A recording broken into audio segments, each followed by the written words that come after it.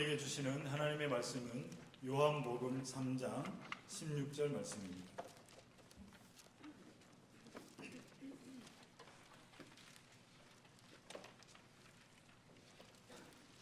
요한복음 3장 16절 말씀, 제가 하나님의 말씀을 받들어 읽겠습니다. 하나님이 세상을 이처럼 사랑하사 독생자를 주셨으니 이는 그를 믿는 자마다 멸망치 않고 영생을 얻게. 찬양 감사합니다. 오늘 우리 이렇게 말씀 전해주시면 우리가 늘 가까이 좋아하고 늘 재미있으면서도 또 귀한 깨달음을 주시는 우리 장경철 목사님이 나오셔서 말씀 전해주시겠습니다. 우리 박수로 환영하겠습니다.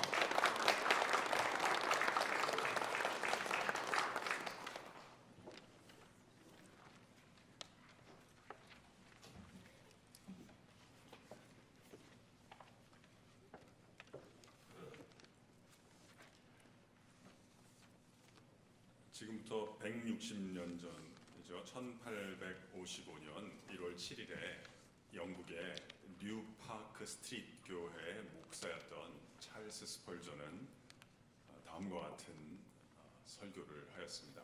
제가 한 부분을 인용을 하도록 하겠습니다. 가장 고도의 과학, 가장 고상한 사생, 가장 강력한 철학은 하나님의 이름과 본성과 인격과 역사와 행사와 존재입니다. 신성을 묵상하는 일에는 우리의 지성을 엄청나게 향상시켜주는 무엇이 있습니다. 그 주제는 너무나 광대해서 우리의 모든 사고는 그 광대함 속에서 길을 잃고 맙니다. 그 주제는 너무나 심오해서 우리의 교만은 그 무한함 속에 잠겨버리고 맙니다. 우리는 다른 주제들을 이해하고 파악을 할 수가 있습니다. 우리는 그 안에서 일종의 자기 만족을 느끼며 보라, 나는 지혜롭다고 스스로 생각하면서 그 자리를 떠나갑니다. 하지만 이 최고의 학문에 이를 때 우리는 우리의 다림줄로 그 깊이를 잴 수 없으며 우리의 형안으로 그 높이를 볼 수 없다는 사실을 깨닫습니다. 하나님에 대한 생각들보다 우리의 마음을 더 겸손하게 해주는 묵상 주제는 없을 것입니다. 이 주제는 우리의 마음을 겸손하게 해주는 반면에 또한 우리의 마음을 넓혀줍니다.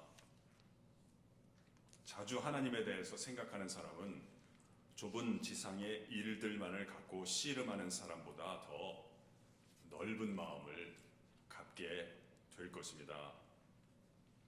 우리의 영혼을 넓혀주는 가장 뛰어난 연구는 그리스도에 대한, 그리고 그리스도께서 십자가에 달리신 것에 대한 학문이며 영광스러운 삼위일체에 나타나 있는 신성에 대한 지식입니다.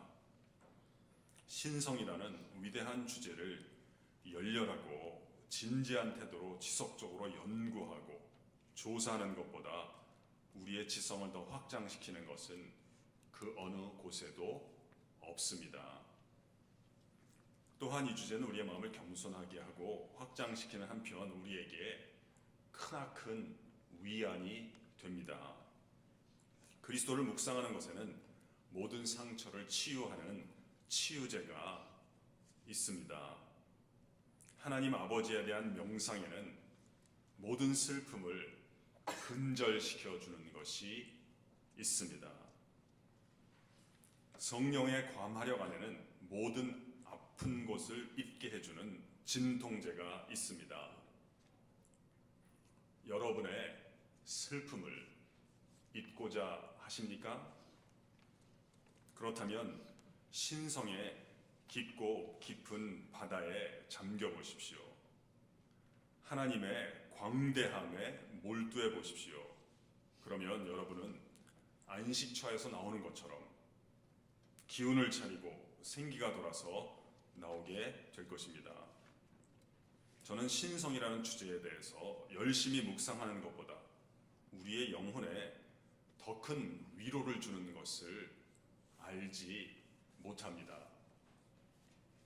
슬픔과 비탄에 굽이치는 파도를 그처럼 진정시키며 시련의 바람을 그처럼 평온하게 하는 것을 저는 알지 못합니다.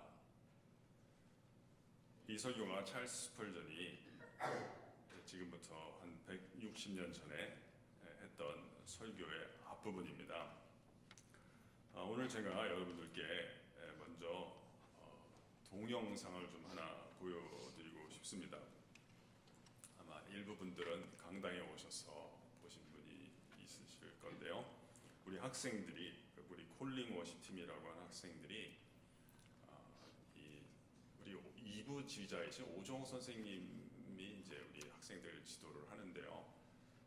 그 선생님이 또 한 5년쯤 전에 이 하진선 선생님이라고 안무하는 선생님을 또 소개를 해서 한 달에 뭐 조금 쥐꼬리만큼 받으면서 학생들을 지도를 하고 있는데요. 매 학기 학생들을 이 찬양곡을 하나를 안무를 해서 학생들 반응이 좋습니다.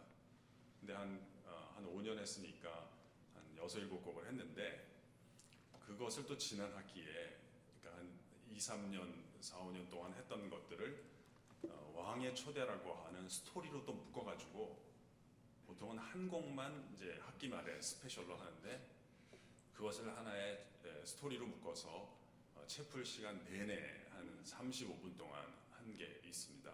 그래서 마음 같아서는 정말 그걸 다 보여드리고 싶어요.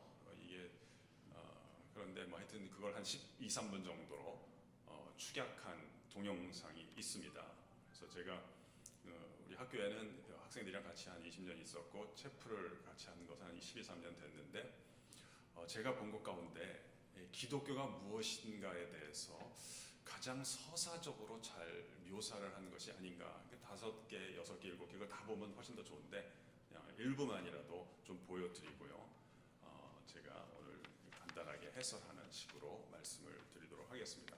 먼저 동영상을 보도록 하겠습니다.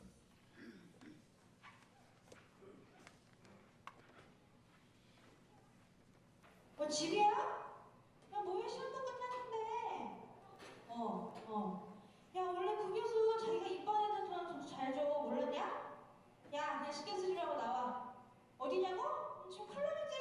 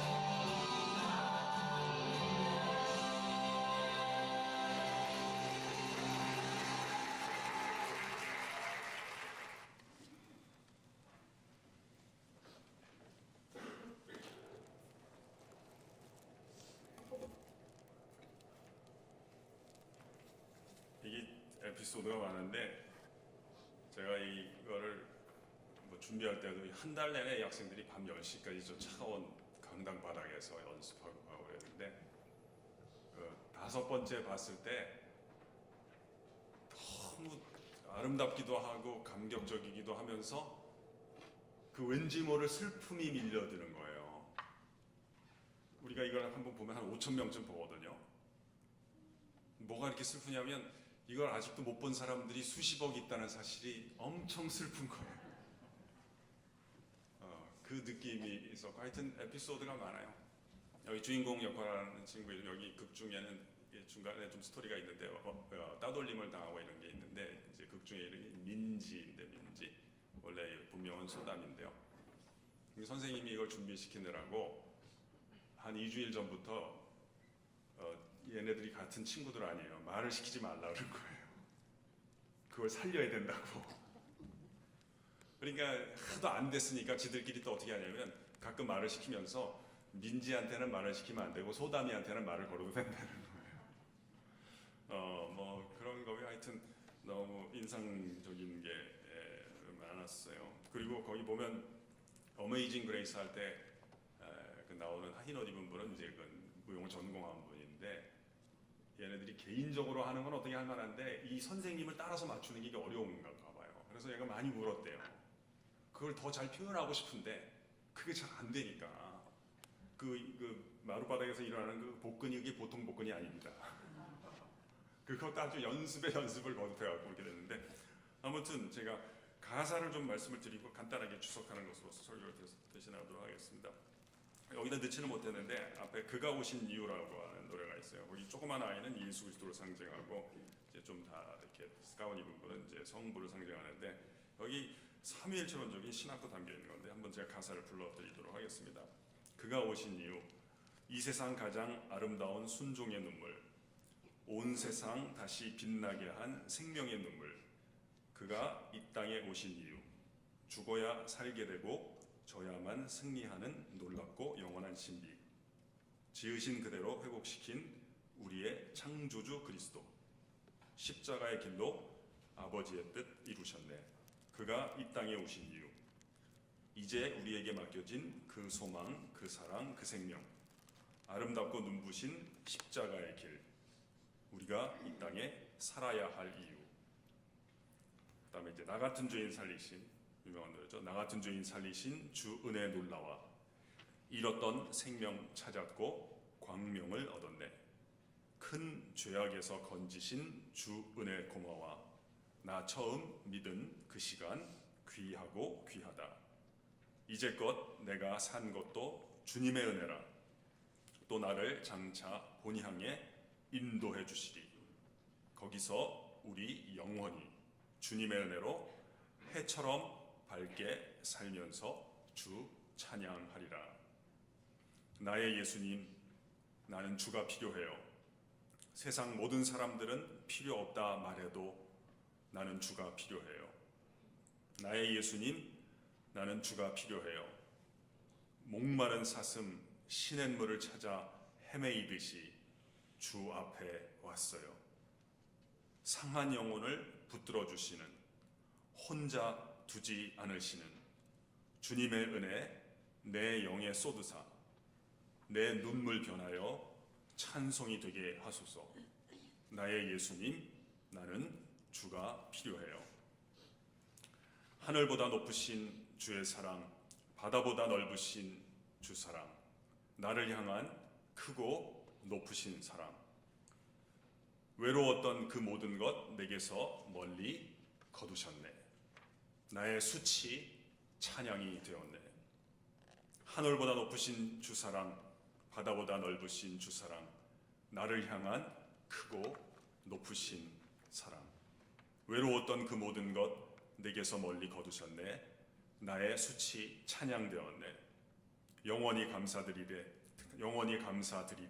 주님의 그 은혜 나를 찾아주신 그 사랑 오 주님 내 전부 사랑해요 경배해요. 하나님께서 세상을 사랑하사 독생자를 주셨으니 믿는 자는 영생을 얻으리. 하나님께서 세상을 사랑하사 독생자를 주셨으니 믿는 자는 영생을 얻으리 영원히 감사드리리 나는 믿네. 이러한 가사들인데요. 제가 AD 11세기에 살았던 신학자의 글을 인용하면서 간단하게 말씀을 드리도록 하겠습니다. 지금으로 따지면 이탈리아 지역에서 태어나서 이제 영국으로 건너가서 캔터베리의 대주교를 지냈던 성 안셀름이라고 하는 중세시대 철학자이자 신학자가 있습니다. 이분이 제목은 상당히 짧지만 교회사에 상당히 큰 영향을 끼친 글을 하나 썼습니다. 그 글의 제목은 오늘 우리 설교 제목이기도 한데요. 꾸루 데우스 호모입니다. 꾸루는 라틴어로 왜라는 말입니다. 데우스는 하나님이란 말이고요. 호모는 사람이란 말입니다. 그러니까 우리말로 하면 왜 하나님은 사람이 이런 말이죠. 그 영어식으로 하면 Why God Man 이런 말입니다. 그래서 이 안셀름은 이 글에서 속죄론이라고 하는 것을 전개합니다. 어떻게 해서 우리의 죄가 속하게 되는가에 대한 답변을 하는데 이 답변은 동의하는 사람도 있고 신학자들 사이에 그렇지 않는 사람도 있습니다만 중요한 것은 안셀름의 답변 이전에 안셀름이 제기하는 이 질문 자체가 대단한 파괴력을 갖고 있는 것입니다. 이게 도대체 기독교라고 하는 것이 무엇이며 왜 태동하게 되었는가에 대한 가장 초점을 맞추는 질문인 것입니다. 그의 질문을 우리가 한번 생각을 해보면 좋겠습니다. 하나님은 도대체 왜 우주의 한 부분이 돼서 찾아왔냐는 거예요. 사실 뭐 천지를 만든다든지 물을 포도주를 만든다든지 홍해를 가는 건 이렇게 큰 기적이 아닙니다. 그냥 하나님이 정말 하나님이라면 그냥 그의 존재와 위력에 상응하는 어떤 한두 가지 행동일 뿐입니다. 근데 기독교에서 정말 가장 중요하고 이해가 안 되는 것은 도대체 하나님은 왜 피조물의 하나가 돼서 찾아오게 되었냐는 거예요. 예를 들면 우주가 이제 잘못되다 우리도 뭘 만들 때가 있지 않습니까? 뭐가 잘못되면은 그냥 폐기 처분을 하고 새 것 하나 만들어도 되는 일이거든요. 그러니까 이전에 너무 불필요할 정도로 자율적인 기능을 너무 많이 넣었잖아요. 그럼 그런 기능을 좀 축소해가지고 오작동이 안 생기도록 우주를 만들었으면 될 일인데 도대체 왜 그런 일을 안 하고 성가시기에 하나님은 피조물의 하나가 됐냐는 것입니다. 제가 조금 더 좋아하는 비유는 화가와 그림의 비유를 저는 좀 더 좋아합니다. 화가가 그림을 이제 어느 정도 밑그림을 그리려고 하는데 본격적으로 붓도 되기 전에 이 그림이 망쳐지게 된 것입니다. 근데 안셀름이 던지는 질문은 이것입니다. 도대체 화가는 왜 뭐가 아쉬운 것이 있어서 그림의 한 부분이 되기로 작정을 하고 결단을 하고 자신이 찢겨지는 운명 가운데 자신을 투신하기로 했느냐는 것입니다. 이 물음에 대해서 답변하기 위해서 꼭 필요한 단어가 있지 않습니까? 그건 가치라고 하는 단어입니다. 가치, 값이라고 하는 단어죠. 우리 살아가다 보면 여러 가지 것들을 순서대로 만나고 지나치게 되는 것입니다. 그게 우리 인생의 여정인 것입니다. 근데 살아가다가 보면 어떤 것에 대해서 가치를 두게 되는 경우가 있습니다. 가치를 두게 되면 어떻게 될까요? 그 상대방을 내 곁에 두기 위해서, 내 품에 안기 위해서 내가 자유롭게 쓸 수 있는 시간, 내 돈, 내 마음을 비용으로 지불을 해서 기꺼이 모든 것을 비용으로 지불해서 그 상대방을 내 곁에 두고 내게 품기로 결단을 하는 것입니다. 요즘은 이것도 퇴색됐지만 가장 근사한 것은 역시 결혼인데 아무튼 상대방을 내 품에 두는 그걸 고백이라고 하지 않습니까? 보통 요즘 젊은이들은 내가 너를 좋아한다 이런 것을 고백으로 하는데 그런 것도 수작이라고 하는 것이죠. 그게 아니라 고백은 내 취향의 표현이 아니라 네가 내 취향에 맞는다. 그게 고백이 아니죠. 두 사람이 취향이 맞아서 결합하게 되면 이 취향이라고 하는 건 결핍의 반영일지인데 익숙하면 소홀함과 경멸함을 낳게 돼서 이제 지루하게 돼서 권태를 느끼게 되면 결합의 기초가 취향이기 때문에 그 결합도 언젠가는 해체가 될 때가 많은 것이죠. 고백이라고 하는 건 그게 아니라 내가 당신에게 가치를 두게 됐다. 당신이 내 인생의 전부이다라고 하는 결단을 하게 됐다는 것을 상대방에게 통보하는 것인데요. 안셀름은 지금부터 약 1000년쯤 전에 이 질문을 던졌지만 답은 2000년 전에 나온 것입니다. 그게 오늘 성경 본문인 것입니다. 하나님이 이 세상을 이처럼 사랑하기로 결단했다는 것입니다. 온전했기 때문에, 멋지기 때문에, 무흠했기 때문에 가치를 뒀다는 게 아닙니다. 새로운 그림을 얼마든지 그릴 수 있었는데 왠지 그건 모르는 것입니다. 그 모든 허물과 잘못과 실수와 이 모든 것을 우리는 내가 좀 괜찮은 사람이 되기 위해서 도려내버리고 싶은 과거가 있지는 않습니까? 그것만 없으면은 내가 괜찮은 사람이 될 수 있을 것이다 이런 생각하지 않습니까? 어떨 땐 심할 때는 상대방에 대해서도 너 이것만 고치면 내가 널 받아주겠다. 근데 하나님께서는 그 화가는 웬일인지 그 잘못된 상처와 찢겨진 모든 것을 다 포함해서 사랑하기로 결단을 하게 된 것입니다. 나를 가치 있는 존재로 여기기 시작했다는 것입니다. 보통 이제 우리가 세례를 받게 되면 신앙 고백을 하지 않아요. 고백이라고 하는 거 우리가 알겠듯이 상대방의 가치를 두는 건데 사실은 이 기독교는 우리를 향한 하나님의 고백이 먼저 있었던 것이고 왜 그런지 모르지만 모든 죄와 허물과 잘못과 상처와 아픔과 모든 수치까지 다 포함해서 내가 너를 내 곁에 두기를 원하고 내 품에 안기를 원한다고 하는 하나님의 고백이 있었기 때문에 기독교가 태동하게 된 것이라고 볼 수 있겠습니다. 만약에 이런 사건이 없었다면 그래도 종교는 필요한 것입니다. 왜냐하면 사람들이 욕심이 많기 때문에 불교적인 가르침을 통해서 욕심을 내려놓는 연습을 해야 되는 것입니다. 또 인간관계에서 예를 알아야 되니까 또 유교적인 가르침을 통해서 우리는 예를 배워야 돼. 그래도 종교는 필요한 것입니다. 그러나 기독교까지 필요했던 것은 아닌 것입니다. 이 피조물을 향해서 하나님께서 이 가치를 두는 이 결단을 내렸기 때문에 이 고백에 대해서 응답하면서 우리도 그 고백에 믿음의 고백을 하게 되면서 기독교가 태동하게 된 것이 있는 것입니다. 그러므로 제가 말씀드린 것을 이 주보에 있는 걸 한번 읽음으로써 정리하고 싶습니다. 뒷부분 도대체 화가는 왜 그림의 일부분이 되기로 작정하여 스스로 찢겨진 존재가 되었으며 버림받은 존재가 되었는가? 도대체 화가는 왜 자신의 능력을 자신답게 펼치는 일보다 그림을 회복하는 일에 투신하게 되었는가? 그것은 하나님이 세상을 이처럼 사랑했기 때문이며 세상에 있는 피조물에 대해서 가치를 두었기 때문이었다. 하나님은 손상된 상대방을 버리지 않고 자신의 품에 간직하기 위해서 자신에게 허락된 것들을 기꺼이 포기하는 결단을 내린 것이다. 기독교는 하나님이 사랑했으며 가치를 두기로 결단한 이 운명적 사건으로부터 출발한다. 손상된 상태로 폐기장으로 던져질 수밖에 없었던 피조물의 운명 가운데 기적적으로 펼쳐진 하나님의 투신의 사건 위에 기독교는 잉태된다.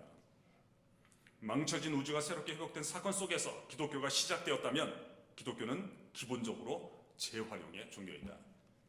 이게 제가 좋아하는 말입니다. 기독교는 어떤 종교라고요? 재활용의 종교다.